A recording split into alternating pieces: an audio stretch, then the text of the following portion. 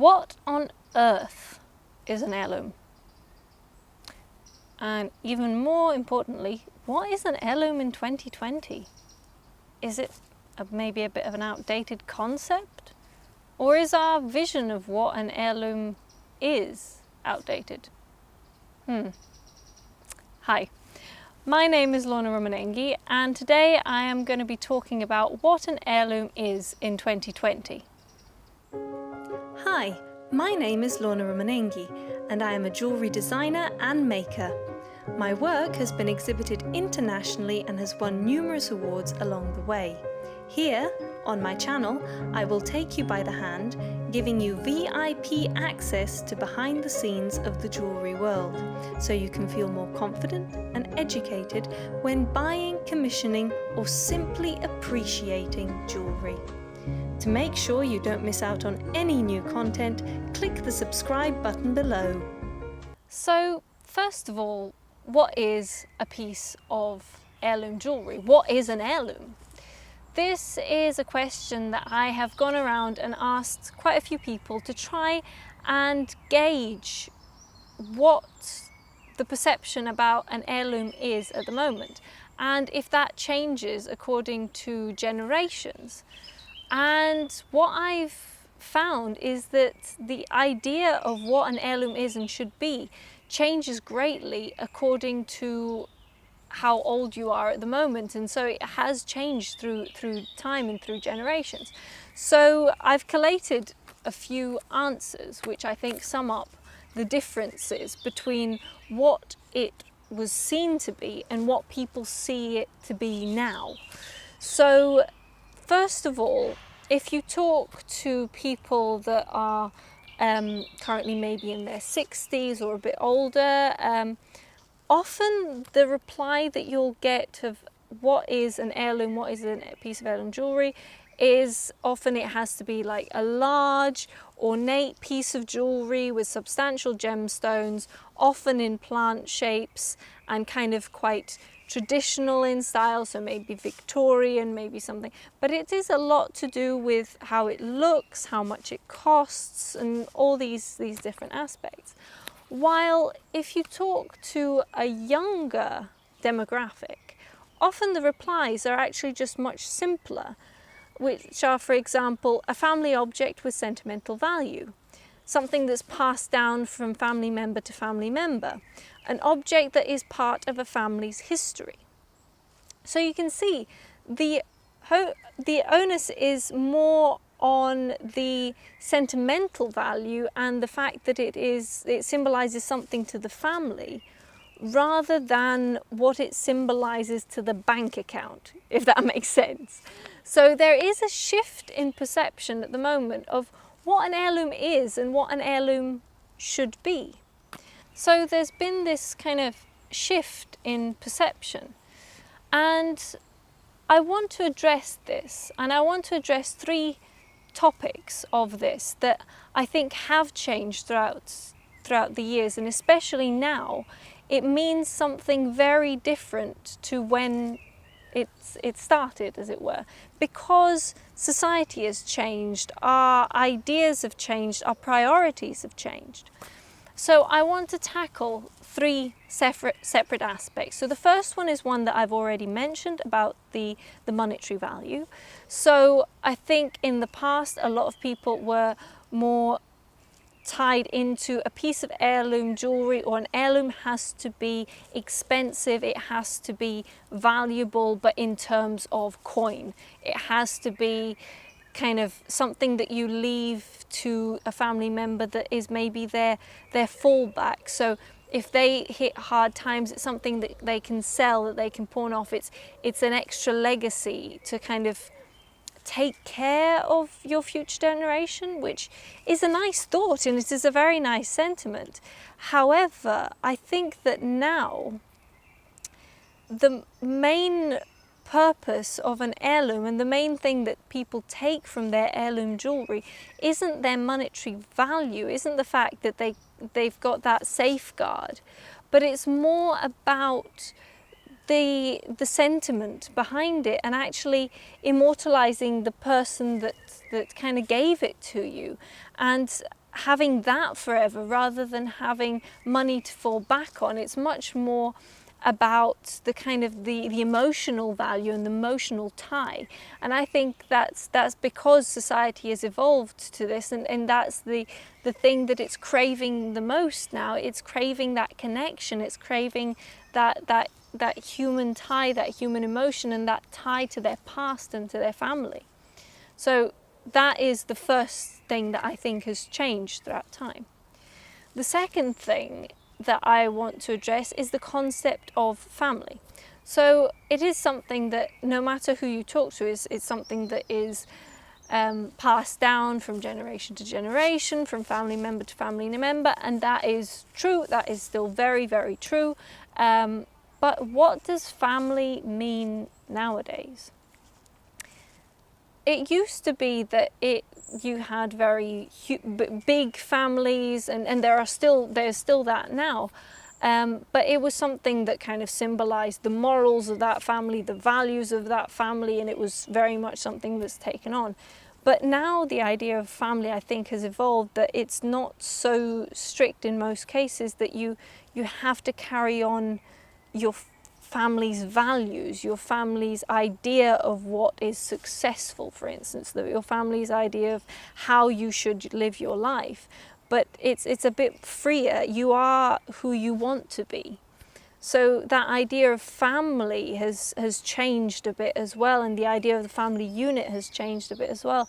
And often as well, at the moment, it's not just the family that you're born into, but a lot of the time it's the family that you make for yourself.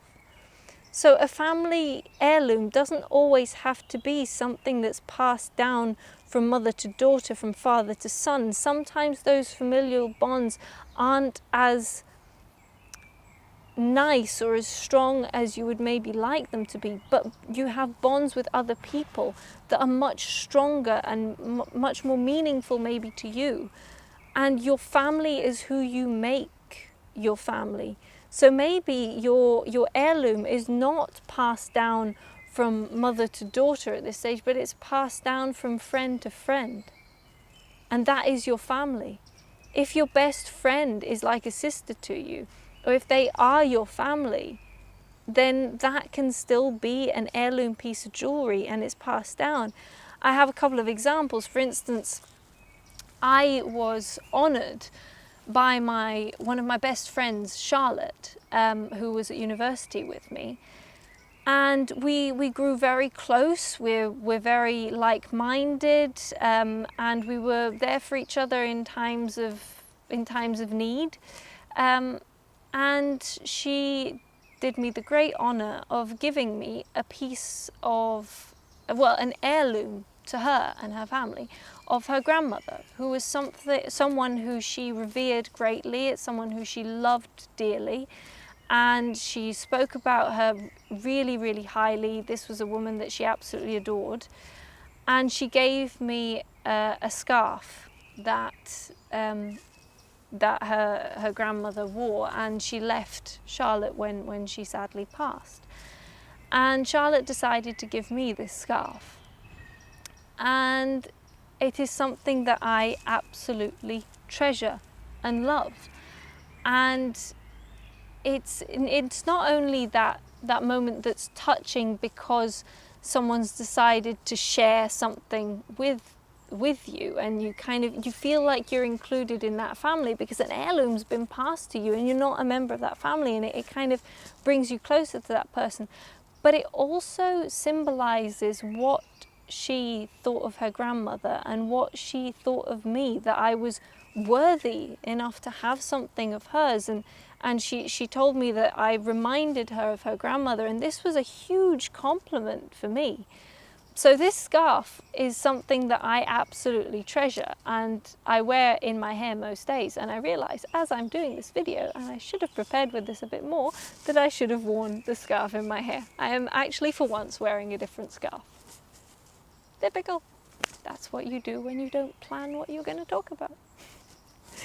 But yes, it's something that I absolutely treasure, and I actually want this scarf to become an heirloom in my family, or my family unit, whatever that may be for me. And I want to get to a point where I do pass it down and I give it to someone, telling this story and telling the values that go along with it, because I don't want the memory of her grandmother to die with me, because I don't prolong that. So I want this to be an heirloom that I can carry on for her. So even though it is an heirloom for her, she decided to pass it to me even though I'm not a member of her family. But it is still an heirloom and it still means something. And equally, I've got the perfect example of a friend of mine who is like a sister to me. Her name is Francie. We grew up together from day one. She basically lived in my house from day one. We shared everything. We were basically sisters. So even though she's not genetically related to me, she's still my sister. So I consider her to be in my family unit. So if I did decide to leave something to my family, she would definitely be one of the people that I would leave something to. So these are just examples to just make you think about what your family is and who your family is. And maybe it's not just what everyone thinks of mother, daughter, son, father, grandparents, that sort of thing. But a family can be a lot more. A family is what you make it.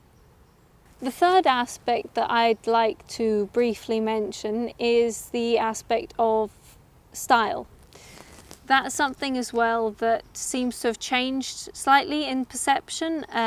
If you talk to, again, an older demographic, a lot of the time they will be concentrating quite a lot on the style, and again, because it goes kind of hand in hand with the monetary value of what kind of materials it should be made out of and all these kind of things. While further on, it's actually that it's often mentioned that this is it's often kind of a very Victorian style or traditional style, but it's mainly just focusing on the purpose of the heirloom rather than what it should look like, which I think is a huge thing. So an heirloom doesn't have a style. It doesn't have anything that it should look like. These pieces of jewellery were made at a time that what you see as a traditional heirloom piece of jewellery with that kind of Victorian style loads of gemstones was just fashionable at the time. It was something that was common. It was something that people liked at the time. So that's why we think it looks that way. It's just because it's come from that time. But equally, this is not what defines it as a piece of heirloom jewellery, just the fact that it's old and dated. It's more than that. It is just more to do with the sentiment that's been passed down and the memories that's been passed down with it. So in my opinion, a piece of heirloom jewellery does not have a style. It does not have a specific metal that it has to be made with. It doesn't even have to be made in metal if that's not the kind of thing you go for, but it can still be a piece of heirloom jewellery. So yeah, in summing up, I think that an heirloom doesn't have a style. It's the style that you want it to be. A piece of heirloom jewellery should only be about sentimental value, not monetary value. And it should be passed down from family member to family member. But your family isn't necessarily just your biological family, it's also your extended family, it's the family that you make. So those are the three things that I think have changed in society. The perception has changed a bit, and it's maybe something that you can think about when you are thinking about what an heirloom piece of jewellery is. And the main reason why I want you to think about these changes that have happened over time and the way that heirloom jewellery is being thought about now and what it means to us in 2020 is to take you that step further. This is what it means to us now in 2020. But what can we take it to mean? How can we take these values and really push them for the future? And also to stop thinking about, I just said stop. To stop thinking about a piece of heirloom jewellery as something that already exists and something that is just something from the past that you now have. But it's also something that you can start. A piece of heirloom jewellery is something that you can start now, and in the future it will be a piece of heirloom jewellery to someone else. It doesn't just exist and you are a subject of it. You can be the catalyst. So this is something I want you to think about. And just look at the pieces of jewellery that you have. When you're buying a piece of jewellery that really means something to you, that has that sentiment, just have a think about what this piece of jewellery could be and where it could be in 50 years' time, 100 years' time, 200 years' time. Just have a think. I always find it fascinating to think about these things. So yeah, that's a little thought for the day for you. So thank you for listening to my video. I hope it's been thought-provoking and interesting and maybe has made you think about what an heirloom should be a bit differently. This is a topic that I am very passionate about. I've done a few videos on this topic and I really want to expand certain aspects of it. If you have any questions or anything you'd like me to address or answer about the topic of an heirloom or about any other topic from any of my videos, then please just leave me a comment. I am always happy to hear from you and be challenged to talk about a different aspect of things or to answer certain things that I've maybe not been too clear about. So please just write me a comment. If you're interested in seeing how I address the issue of how to capture that heirloom aspect for the future in my jewellery and the way I deal with commissions and a little something extra that I offer to really capture this heirloom aspect, then please check out my website at lornaromanenghi.com, and also I have Instagram and Facebook at Lorna Design, and just come and have a look. You might be interested to see what I do, and that may prompt even more questions which I am happy to answer at any point. So if you like my video and you like the videos on my channel, then please subscribe to my channel and click the little bell button below to get notified to any new videos that come out.